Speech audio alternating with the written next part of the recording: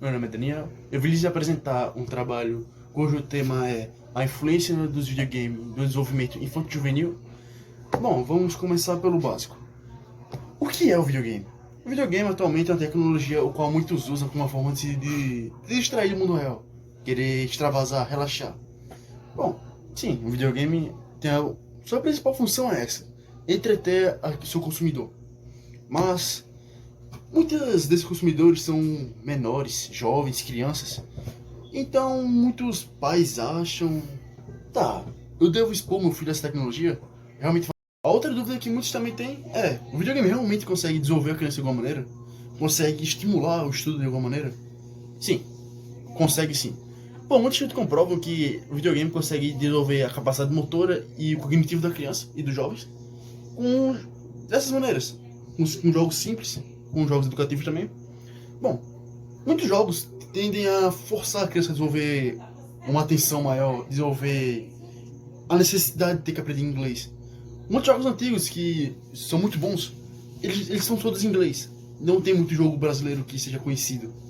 Então isso isso estimula a criança a pesquisar sobre o inglês.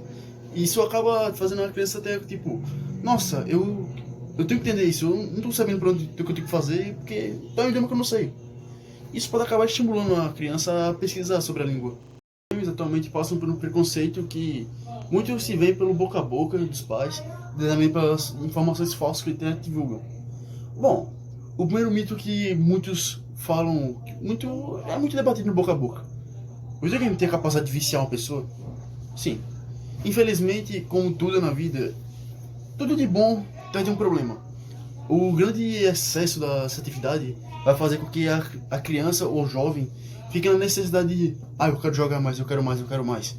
Então, para isso, vem uma coisa que os pais devem fazer, que é limitar, tentar controlar esse tempo de jogo da criança.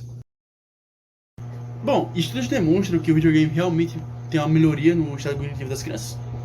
E, bom, por exemplo, na pesquisa de Alves, ele pegou ao todo 30 crianças, sendo elas de 10 a 16 anos, e dividiu em dois grupos. 20 delas que já são jogadoras de videogame e 10 delas que não são. E ele fez elas passarem por três testes. O primeiro teste, que foi um tempo de resposta. O segundo, que foi erro por omissão. E o terceiro, que foi uma consistência na velocidade de resposta dessas crianças. As crianças que jogavam videogame demonstraram uma superioridade em comparação àquelas que não jogavam. Então as não jogadoras passaram por um teste. Teste não, um treinamento. Um treinamento com dois jogos. Harry Potter, o Cálice de Fogo e Madagascar. Ambos jogos da Electronic Arts. Bom, eles passaram por 20 sessões de 50 minutos por dia, 3 vezes por semana. Ao fim dessa análise, os dois grupos apresentaram resultados melhores nas três variáveis. Já na pesquisa de Son Hunley foram feitos dois testes, todos eles com crianças com autismo, e nesses testes eles foram feitos para as crianças jogarem dois jogos de movimento. No primeiro teste, elas foram pegas para jogar Dance Dance Revolution. Ao todo foram 20 participantes, sendo eles 12 sexos masculino e 8 feminino. E no segundo teste, eles foram pegos para jogar Cyber Cycles. Foram todos 10 participantes, todos sexos masculino. E ao fim desse teste, os resultados que demonstraram foram de melhoria no comportamento repetitivo. Esse comportamento teve diminuição. E além do que também, essas crianças que passaram por esse teste conseguiram socializar melhor uma com as outras. Na atualidade, existem ainda muitos jogos que contradizem a regra estabelecida pela sociedade de que todo jogo eletrônico é considerado ruim para o desenvolvimento dos jovens. Porém, existem exceções que são extremamente boas e que possuem em sua composição uma excelente proposta. Por exemplo, existem jogos que maximizam o aprendizado por meio de uma gameplay ou jogatina que entretém as pessoas, entretém o jogador. Ou seja, se uma criança nova estiver jogando esse tal jogo, claro, se for adequado para a idade dela, ela pode aprender muitas coisas. Por exemplo, existe o jogo Astroneer, que ele ensina sobre exploração entre outras coisas como a categorização de minérios e o processamento geral da indústria. Porém, ainda existem 3 jogos que eu gostaria de citar, que são Civilization VI, Minecraft e Cities Skylines. Como pode ver aqui, Civilization VI é um jogo focado em turnos, porém ele requer pensamento rápido, porque você tem que controlar suas tropas do seu império desde o início da humanidade até as épocas atuais, com a era da tecnologia e tudo mais. E, como principal ponto, temos o contexto histórico que o jogo em si traz, pois, quando nós estamos jogando ele, nós tomamos o papel de um grande líder da história. No caso, que está ilustrado aqui, Catarina de, Catarina de Médici. Então, este jogo, ele traz muitos outros líderes, como a Rainha Elizabeth, como Gandhi, representando a Índia, entre muitos outros países que foram adicionados conforme o tempo. Minecraft é um jogo em que você tem a liberdade de explorar o mundo inteiro. Só que esse mundo, possui recursos que você pode utilizar para o seu benefício. Você pode criar ferramentas que lhe ajudam a pegar outros recursos. Por exemplo, o primeiro recurso que o jogo permite você pegar é a madeira. Porque se você tentar quebrar outro recurso que tem dentro do jogo, não vai lhe dar o tal recurso. Você consegue pegar coisas da parte de cima. Aí, depois que você pega a madeira, você consegue construir uma mesa de construção, aonde você consegue fazer muitas coisas. Por exemplo, um baú para guardar suas coisas, ferramentas como uma picareta, um machado para facilitar a corte de madeira.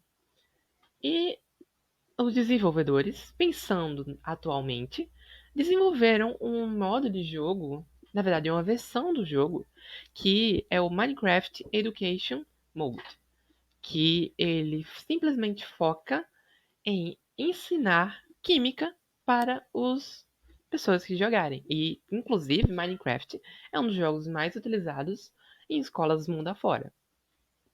Cities Skylines é algo parecido com Minecraft. Porém, você age como um prefeito de uma cidade que está se construindo. Você começa com a rodovia principal e vai seguindo. Você tem um dinheiro inicial, você tem tudo lá bonitinho. Só que, para você crescer, você tem que aprender a manejar as áreas industriais da sua cidade, as áreas residenciais para as pessoas trabalharem. Você tem nesse jogo, que é um dos mais decorados do gênero, mais cheio de função, pois você consegue controlar a sua taxa de impostos em cada um dos seus serviços. Você consegue controlar suas linhas de ônibus, por exemplo, a linha de energia, o manejamento de esgotos. E é claro, isso tudo pode ser feito com uma administração do seu dinheiro, porque nada do jogo vem de graça, inclusive na vida. Porém, eles também exploram relações sociais, pois você tem o papel de um prefeito e dentro do jogo em si, existe uma rede social que simula o Twitter. Uma plataforma onde pessoas falam, comentam, criticam o tempo todo. E é a mesma coisa no jogo. Você tem lá a plataforminha que você tem que ouvir seus cidadãos para saber o que eles querem. Se eles estão felizes, se eles estão tristes e etc. E claro, como eu citei anteriormente, planejamento urbano, que é muito importante. Como conclusão do nosso trabalho, gostaria de afirmar novamente que os jogos na em mente das pessoas são uma coisa boa quando investidos no lugar certo. Então, com isso, venho pensar e citar algumas soluções que eu acho que seriam úteis nesse caso de, bom, de falta de informação sobre essa área. Seriam um melhor engajamento da mídia nessas áreas, pois atualmente os programas que relatam isso são bem fadados a cair em audiência,